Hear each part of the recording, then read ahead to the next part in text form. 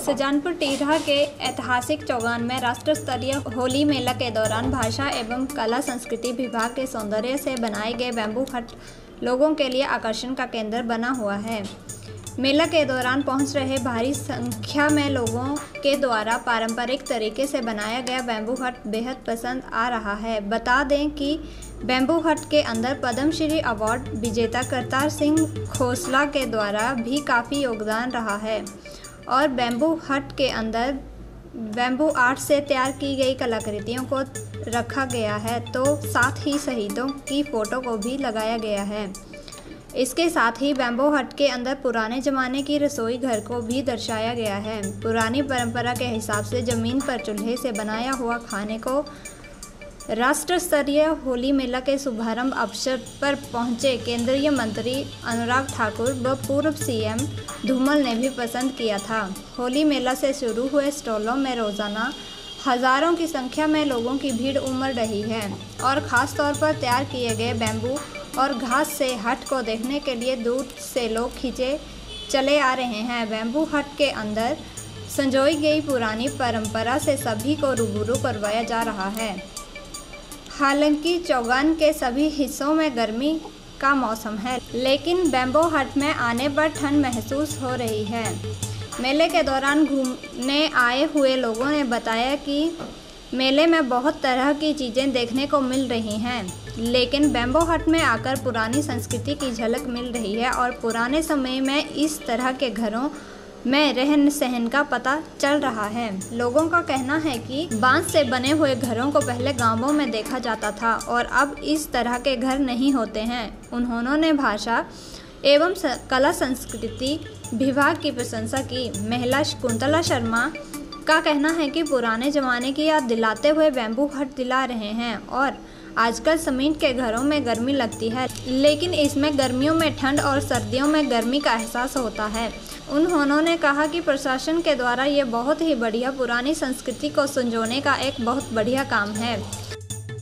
बांस के बने हुए करते थे और जो गर्मियों में काफ़ी राहत प्रदान करते थे और मुझे लगता है ये काफ़ी यूनिक कंसेप्ट है और मैं इसकी काफ़ी प्रेज़ करता हूँ।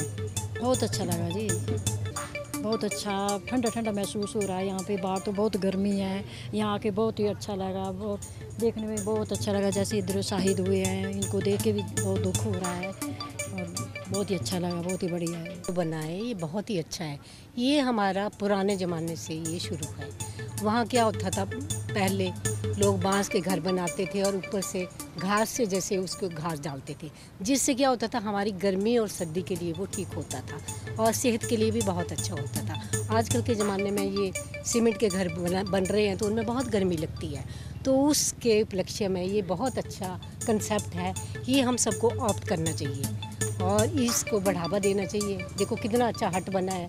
इसमें खातरियाँ जो पहले गांव में होती थी, खातियाँ पुराने पानी को, जैसे बारिश के पानी को इकट्ठा कर लिया जाता था और वहाँ से वो लोग पानी लेके यूज़ करते थे, तो वो भी कंसेप्ट इन्होंने दिया है।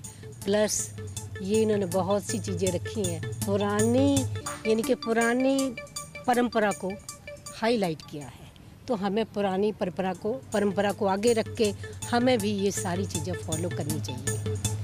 ये बहुत अच्छा हट है ये तो दूर से ही, और ये हमारा तो ये लग रहा है, मैं इनसे भी बात कर रही थी कि ये हमेशा रहना चाहिए। ये पद्मश्री अवार्ड विजेता करतार सिंह खोसले ने कहा कि बैम्बू आर्ट की झलक बैम्बू हट में दिखाई गई है और इसके अंदर बैम्बू आर्ट से बनी कलाकृतियों को रखा गया है। उन्होंने बताया कि बैम्बू हट की खासियत यह है कि गर्मियों में यह ठंडा रहता है और सर्दियों में यह हट गर्म रहता है। उन्होंने बताया कि रसोई घर में पुरानी परंपरा के हिसाब से एक साथ खाना खाने की याद भी दिलाता है।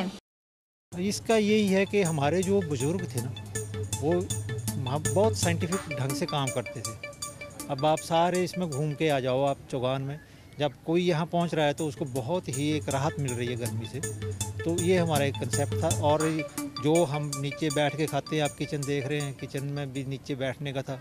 मंत्री अनुराग जी आए, वो उन्होंने भी खाना यहीं पे खाया नीचे बैठ के, जैसे हम पहले परंपरा से खाते थे।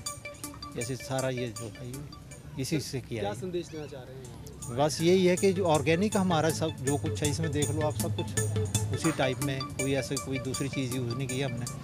तो ये जो है सबसे बढ़िया है। बाकी दूसरी चीज़ें क्योंकि वो ना तो वो गलती हैं ना सड़ती हैं, कल को ये ख़राब हो जाता है तो ये गल सड़ जाता है, मिट्टी में मिल जाता है ये।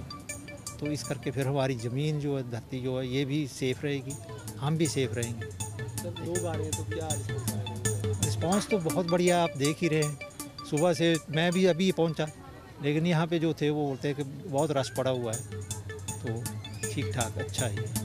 पंचायती राज एवं कृषि मंत्री वीरेंद्र कंवर ने कहा कि हिमाचल के अंदर कृषि विभाग बैम्बू को बढ़ावा दे रहा है और बैम्बू के माध्यम से हजारों लोगों को रोजगार देने की योजना है और जिला ऊना में यह जगह तलाशी गई है जहां पर बैम्बू ऑक्सीजन पार्क बनाया जाएगा, जिसमें बैम्बू की 40 वैरायटियों को उगाया जाएगा, जिससे अलग अलग नर्सरी तैयार की जाएगी। इसके साथ ही बैम्बू इंडिया के साथ MOU साइन हुआ है, जिसमें बैम्बू बनाए गए प्रोडक्टों को भेजा जाएगा। उन्होंने बताया कि टूथब्रश के हैंडल बैम्बू से बनाए जा रहे हैं और यह सारा काम सेल्फ हेल्प ग्रुप के द्वारा किया जाएगा। हिमाचल प्रदेश के अंदर कृषि विभाग के द्वारा जो है वो बैम्बूज को जो है वो बढ़ावा दिया जा रहा है। इससे पहले ये प्रोजेक्ट फॉरेस्ट को आया था। इसके माध्यम से केंद्र और माननीय मोदी जी का एक सोच है कि इसके माध्यम से हम हज़ारों लोगों को प्रदेश के अंदर जो है रोजगार दे सकते हैं। हमने इसकी ऊना ज़िला में ऐसे 2 जगह बैम्बू प्रोडक्ट्स के ऊपर, बैम्बू फर्नीचर्स के ऊपर